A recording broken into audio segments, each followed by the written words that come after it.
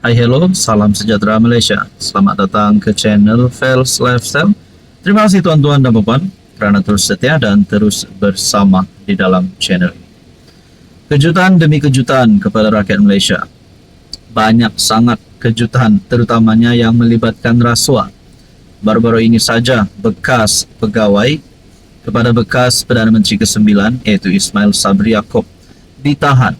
Penemuan RM 100 juta dan banyak lagi cerita berkaitan dengan ini. Pada akhirnya SPRM telah membuat keputusan akan memanggil 8 lagi individu. Persoalan dia, siapakah 8 individu tersebut? Satu tulisan daripada Syabuddin Husin, syabuddin.com. 8 lagi akan disiasat SPRM. Siapa mereka? 8 individu akan dipanggil SPRM untuk dirakam keterangan berhubung siasatan ke atas 4 pegawai kanan Perdana Menteri ke-9. Ketua Pesuruhjaya SPRM Tan Sri Azam Baki berkata 8 saksi itu akan dipanggil bagi membantu siasatan dalam tempoh terdekat. Persoalannya, kalaulah 8 individu ini adalah pemimpin UMNO, yaitu Kem Ismail Sabri, ketika Ismail Sabri menjadi Perdana Menteri ke-9. Adakah perkara itu satu yang kita boleh ambil sebagai spekulasi? Mungkinkah 8 individu ini adalah geng Ismail Sabri? Dan kalau memang 8 individu ini dipanggil dan mereka tidak bersalah, ataupun kalau mereka bersalah, adakah geng-geng ini akan ditangkap? Dan bagaimana pula dengan status Ismail Sabri Yaakob? Kita akan memanggil 8 saksi menurut SPRM.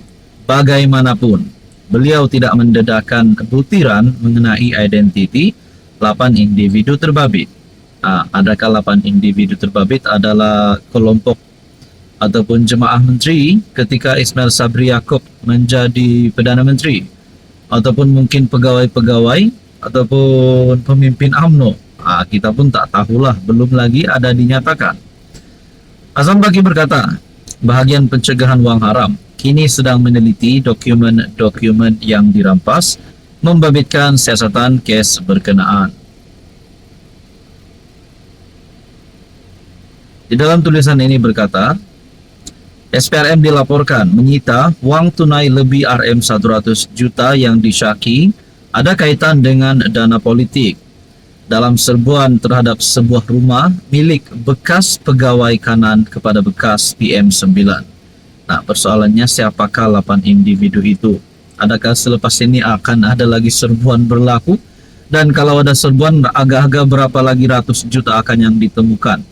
Nah, semua ini menjadi persoalan seluruh rakyat Malaysia. Kita nantikan saja apa yang akan berlaku. Hello semua, salam sejahtera Malaysia. Selamat datang ke channel Fels Lifestyle. Terima kasih kerana terus setia dan terus bersama di dalam channel ini.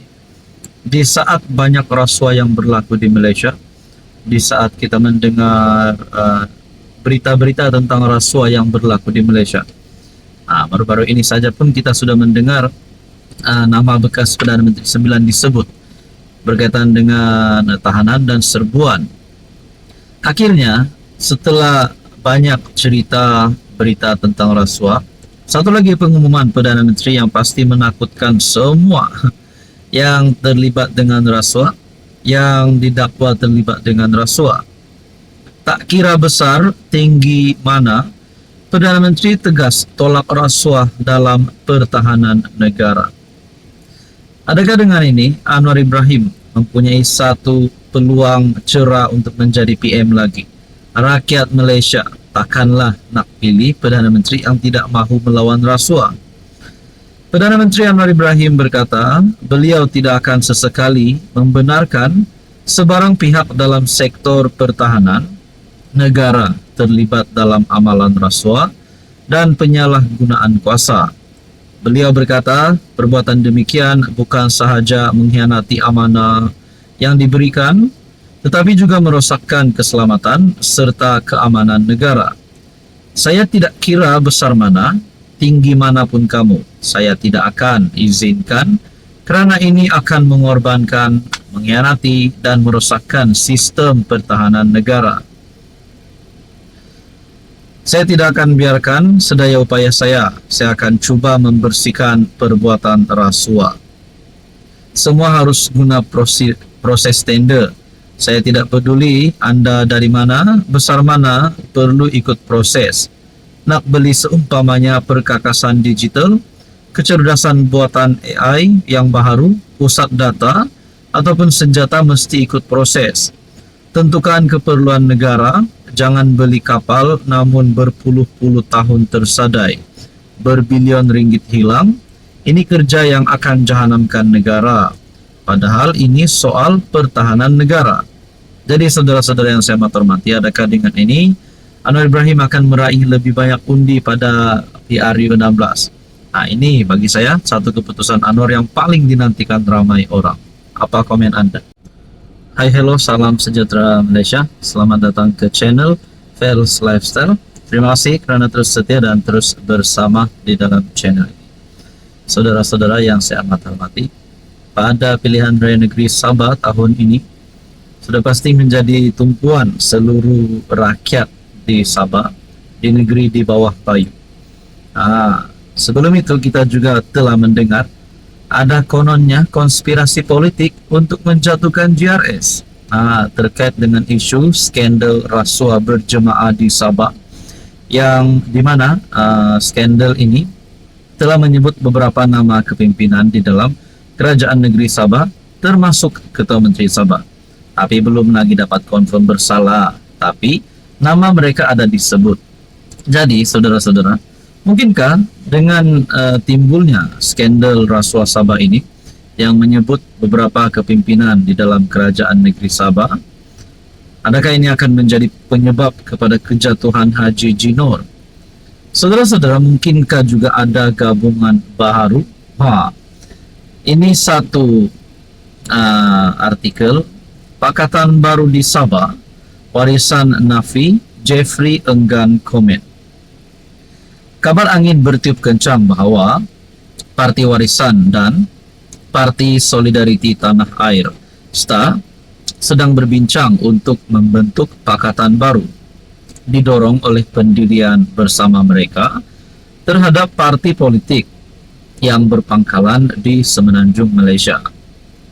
Naib Presiden Warisan Terence Siambun telah menafikan sebarang perbincangan sedemikian, manakala Presiden STA Jeffrey Kitingan kekal menutup mulut dan hanya menjawab tiada komen. Dalam kenyataan kepada Malaysia Kini, Siambun berkata, spekulasi memang cenderung timbul apabila PRN semakin hampir. Bagaimanapun dia menegaskan Warisan tetap komited dengan prinsip terasnya dan kepentingan rakyat Sabah. Sebarang perbincangan rasmi atau keputusan strategik akan dimaklumkan melalui saluran rasmi. Jadi bayangkan saudara-saudara kalau STA dan juga Warisan bergabung. Adakah dengan ini kerajaan negeri JRS, gabungan JRS akan tumbang?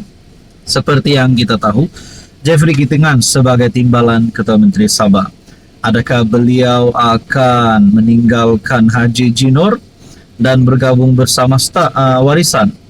Dan mungkin ada satu lagi pertanyaan, bagaimana pula dengan UMNO Sabah? Adakah UMNO Sabah akan bergabung dengan Warisan dan sekaligus dengan STA, dan mungkin juga dengan parti-parti lokal di Sabah? Saudara-saudara, berkaitan dengan ini, apa komen Anda?